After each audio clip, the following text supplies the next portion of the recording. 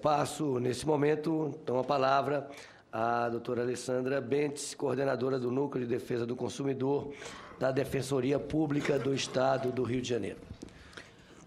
Bom dia a todos, bom dia, senador Rodrigo Hollenberg, a quem cumprimento os demais integrantes da mesa, agradecendo desde já o convite para a participação nessa audiência pública, na qual nós, integrantes de todo o sistema de defesa do consumidor, acreditamos ser de extrema importância, haja vista a lei que pretende ser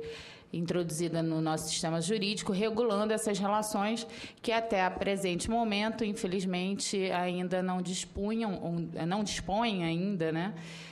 de regulação. E nós entendemos que, para a efetivação da segurança jurídica, apesar de já haver várias decisões judiciais e práticas no sentido da prevenção e do tratamento do superendividamento,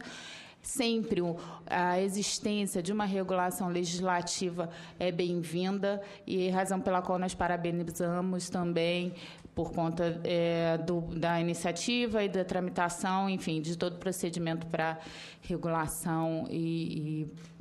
para que essa lei efetivamente venha a integrar o nosso mundo jurídico. Bom, do ponto de vista pragmático, em relação à prevenção e ao tratamento do consumidor superendividado, nós da Defensoria Pública do Rio de Janeiro temos formadas desde 2005 uma comissão que trata desse consumidor. Essa comissão ela é composta por defensores públicos e a ideia inicial é que ela tenha uma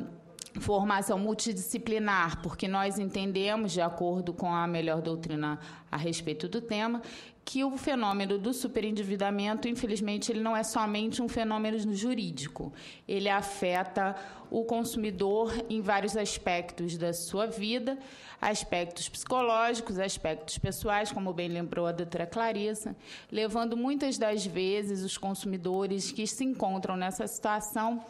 a estados depressivos e, muitas das vezes, até a ideias de suicídio. Nós não pretendemos aqui falar do aspecto teórico, obviamente, porque esse projeto de lei é muito bem elaborado por eminentes juristas, mas nós gostaríamos de trazer algumas observações do ponto de vista pragmático, que acreditamos que seja a melhor contribuição nesse momento que nós podemos oferecer. Fizemos aqui algumas colocações diante dessa experiência de atendimento ao consumidor superendividado que nós vamos tratar. Primeiramente, o que nós observamos do consumidor superendividado é que não existe um padrão desse consumidor. O consumidor superendividado, ele pode ser qualquer pessoa. Ele pode ser aquela pessoa que recebe um salário mínimo, ou ele pode ser uma pessoa que tem um salário, nós já tivemos, inclusive, atendimentos na comissão, de pessoas com um salário de R$20 mil, totalmente comprometidos, sem qualquer disponibilidade financeira para fazer vez as despesas de alimentação. Então, infelizmente,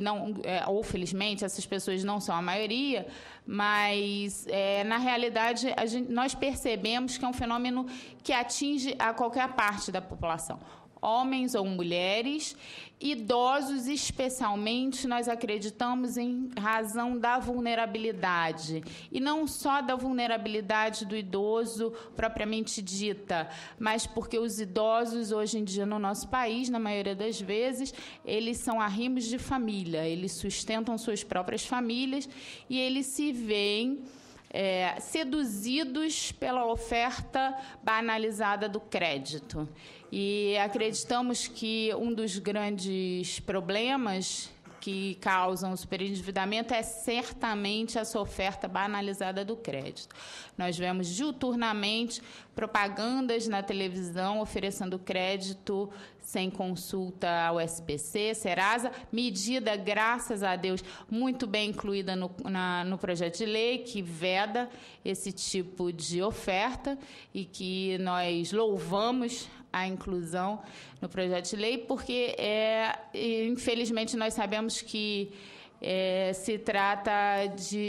desculpem a palavra, mas eu vou ser bem sincera, senador, é uma agiotagem legalizada, né? Enfim, então, não vou ser não vou me estender bastante, mas vou fazer, então, essas colocações. Dentre esses vilões que nós identificamos para a ocorrência do superendividamento, nós verificamos a oferta banalizada do crédito, os correspondentes bancários, cuja responsabilização já está no projeto de lei também, mas nós achamos que essa responsabilização pode ser um pouco mais efetiva e nós podemos pensar em métodos para que isso aconteça, senador. Porque, de fato, o crédito consignado hoje, da maneira como é oferecida pelos correspondentes bancários, e isso tem sido debatido exaustivamente com os bancos, principalmente, ele se torna um grande fomentador da situação de superendividamento, da forma como ele acontece. O correspondente bancário que recebe o seu percentual por aquele negócio, ele seduz efetivamente o consumidor, inclusive para que o consumidor faça trocas de credores, e essas trocas de credores correspondem a um endividamento eterno. O consumidor não consegue parar de pagar, porque efetivamente ele vem sendo... O crédito ele é oferecido de uma forma muito sedutora. E isso é um ponto nevrálgico que nós acreditamos que tem que ser realmente destrinchado, de maneira que nós possamos ter uma análise bastante rigorosa quanto à medida que nós devemos implementar para que esses correspondentes bancários, não só com a solidariedade que já está prevista no projeto de lei, mas que essa solidariedade cause efetivamente uma sanção ou, enfim, uma punição patrimonial a esse correspondente, uma limitação para que esse correspondente não possa mais realizar negócios. Enfim, nós temos várias ideias quanto a esse respeito. Eu gostaria, inclusive, de pedir depois ao senador para que nós possamos apresentar isso de forma oficial para a comissão. Enfim, diante do crédito consignado e depois do crédito consignado e dos correspondentes bancários, outro ponto que levantou questão para nós foi a redução dos juros na hipótese de desistência do contrato. Muitos consumidores nos relatam diuturnamente que são assediados na rua, normalmente colocam um rapaz bonito ou uma moça bonita e jovem na rua, o senhor não quer um crédito, entre aqui, e aí, naquela conversa, a pessoa entra, assina o contrato, quando ela chega em casa, não tem a informação devida, quando ela chega em casa, ela percebe que assinou um contrato consignado, mostra para a família vai contra aquela atitude, e ele, hoje, tem essas dificuldades. O projeto de lei, sabiamente, incluiu essa possibilidade de desistência com uma redução de juros, né? Só que nós sugeriríamos que essa redução de juros fosse não só proporcional, mas que essa redução de juros tivesse, sim, uma consideração maior, levando-se em conta essas circunstâncias, que, em alguns casos, as pessoas realmente não têm nem noção do que estão contratando. Nós temos que ter em mente que a realidade do nosso país, infelizmente,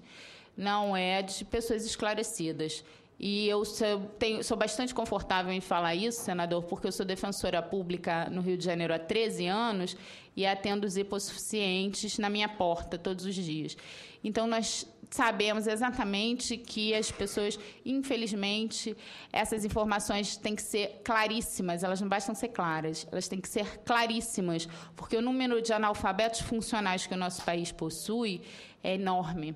E as pessoas muitas vezes sabem ler, mas não sabem entender o conteúdo daquela leitura. Então, nós, agora que temos a possibilidade de implementar um projeto de lei tão importante quanto esse, nós temos que ter essa inspiração também, porque, afinal de contas, o nosso país precisa de uma atitude dessa forma, né? E, por fim, eu gostaria de fazer menção aqui ao artigo 104A do projeto de lei, quando ele fala na realização das audiências judiciais. Senador, na Comissão de Defesa do Consumidor Superendividado, do Núcleo de Defesa do Consumidor do Rio de Janeiro, nós realizamos conciliações extrajudiciais exitosas, que são paradigma para as defensorias públicas de todo o Brasil, desde 2005. Então, o nosso receio é que o projeto de lei, constando a menção apenas à realização de audiências judiciais, possa dar um intérprete, possa permitir uma interpretação de forma que as audiências extrajudiciais não tenham efetividade, muito embora a Lei Complementar 132, que é a Lei Complementar da Defensoria Pública, no seu artigo 4º, ela dê poderes ao defensor público para realizar essas audiências de conciliação extrajudiciais. Isso vai de encontro até a toda a inspiração que todo o sistema jurídico do Brasil vem enfrentando hoje, que é a inspiração para a desjudicialização, na medida em que o próprio CNJ ele incentiva a aplicação de mecanismos de conciliação e mediação. Então, senadora, o nosso receio realmente é que possa haver uma interpretação de retrocesso, e essa vedação do retrocesso é o que nós não queremos na lei e é o que inspira a lei. Justamente isso. Então, talvez seria importante nós fazermos um adendo no artigo, uma emenda, enfim, alguma forma, que mencione a possibilidade, sim, da realização de conciliações extrajudiciais, medida essa com previsão legal, e, enfim, justamente para que esse consumidor seja realmente protegido e que nós possamos também, dentro da prática que já existe hoje, legalizar, tornarmos legal, porque legítima já é, mas tornarmos legal o tratamento desse superendividado. Muito obrigada. Muito bem, agradeço a contribuição valiosa trazida pela doutora Alessandra Bentes, experiência da Coordenadoria do Núcleo de Defesa do Consumidor da Defensoria Pública do Estado do Rio de Janeiro, especialmente no que se refere à questão das conciliações extrajudiciais, é realmente extremamente relevante essa observação.